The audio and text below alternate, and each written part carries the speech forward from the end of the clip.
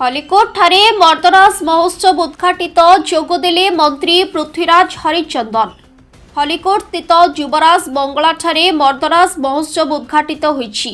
ए कार्यक्रम मर्दराज सांस्कृतिक परिषद सभापति डाक्टर साकेत रामाराव अध्यक्षतार अनुष्ठित होइतिबा बेले संपादक आईनजीवी सुधांशु शेखर साहू वार्षिक विवरणी प्रदान करथिले। मुख्य अतिथि भाव में ओडिशा सरकार को आईन अबकारी और पूर्त विभाग मान्यवर मंत्री श्रीजुक्त पृथ्वीराज हरिचंदन जोग देथिले। सम्मानित अतिथि भावे खलिकोट विधायक श्रीजुक्त पूर्णचंद्र सेठी योगदान करथिले। परिषदर उपसभापति चंद्रशेखर पट्टनायक, वरिष्ठ सदस्य डाक्टर हर प्रसाद महापात्र मंचासीन थिबा बेले अन्यतम अतिथि रूपे ब्रह्मपुर विश्वविद्यालय अवसर प्राप्त प्रोफेसर प्रकाश कुमार मिश्र स्वागत भाषण प्रदान करथिले। अतिथि माने जोगदेई रामचंद्र मर्दराज देव जीवनी, समाज प्रति और राज्यवासी प्रति अवदान विषय वक्तव्य प्रदान करथिले। राजा स्वर्गत रामचंद्र मर्दराज देव जड़े प्रजा वत्सल थिले और तांकर स्वतंत्र उत्कल गठन में तांकर अवदान अतुलनीय बोली मध्य कहिथिले।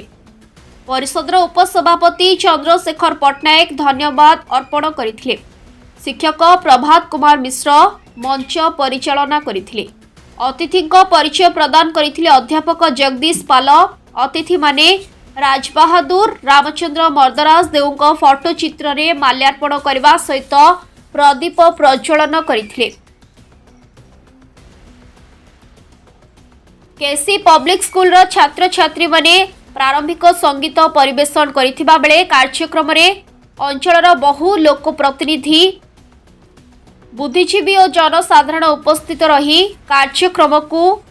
कार्यक्रम को उपभोग सांगकू परिसर रे लागिथिबा मीना बजार ए कार्यक्रम को आहुरी आकृष्ट करिथिला।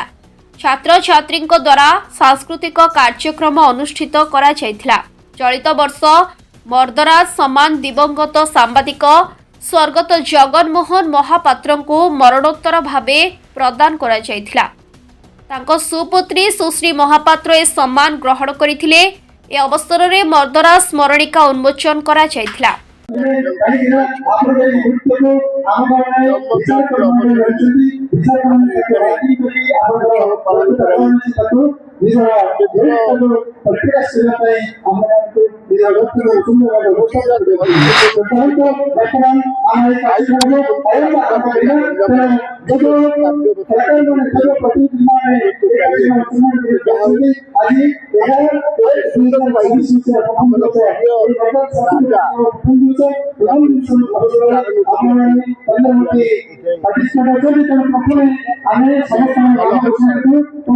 आगामी दिन में चेष्टा रही कि सरस सुंदर मर्दराज मर्दराज महोत्सव सुंदर हम चेष्टा जारी हलिकोट मर्दराज मान्यवर मंत्री विधायक कार्यक्रम मर्दराज महोत्सव सरस सुंदर चेष्टा हलिकोट मर्दराज सांस्कृतिक परिषद तरफ मर्दराज महोत्सव 3 दिन धरी 2006 मसीह आसुची राणी अवर्तमान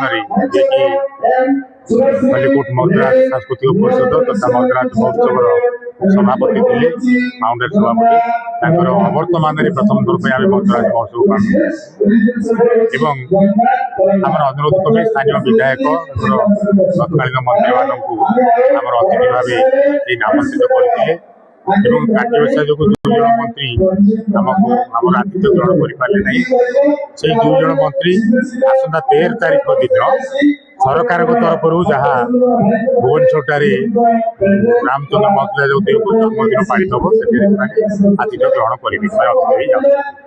2 जन कार्य आसीपारे ना माननीय मान्यवर आईन मंत्री डॉक्टर पृथ्वीराज हरिचंदन आम आतिथ्य ग्रहण कले आम पाखे आसी मुख्य अतिथि भाव आसन अलंकृत करते पाखे आम अनेक अनेक धन्यवाद ज्ञापन करुँ। पुणी आहरी सांस्कृतिक कार्यक्रम हम दुई दिन कार्यक्रम रही मर्दराज महोत्सव एवं अंतिम दिवस तथा जनवरी 13 तारीख जहाँकि रामचंद्र मर्दराज जन्मदिन से दिन यहीपरि कार्यक्रम रही 12 तारीख दिन ब्रह्मपुर में कार्यक्रम रही तेणु दीर्घ 21 वर्ष है मर्दराज महोत्सव मर्दराज सांस्कृतिक परिषद तरफ पालित आसूँ तार जहाँ जहाँ उद्देश्य थिला आम सुचारू भाव पालन कर आसूँ आमर प्रतिमत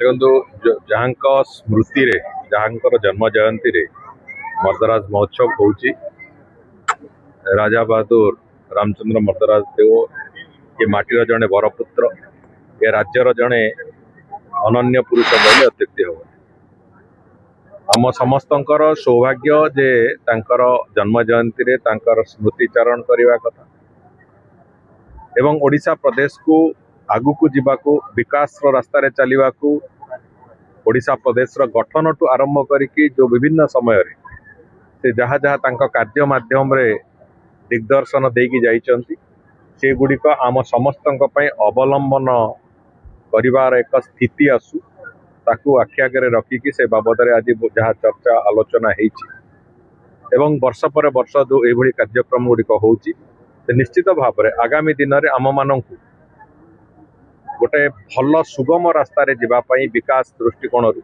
आम समस्त को एक रास्ता देखब एवं तांकर जीवदशा भितर ओडिशा इतिहास जो जो फर्द तांका संपर्क रे वर्णित हम जो वर्णित होईची एवं वर्णित हम से समस्त कथा गुड़िक आम समस्त एक अध्ययन विषय वस्तु कहले अत्युक्ति हम ना तेणुक से दृष्टिकोण आज कार्यक्रम रे आमे जेतेबेले उपस्थित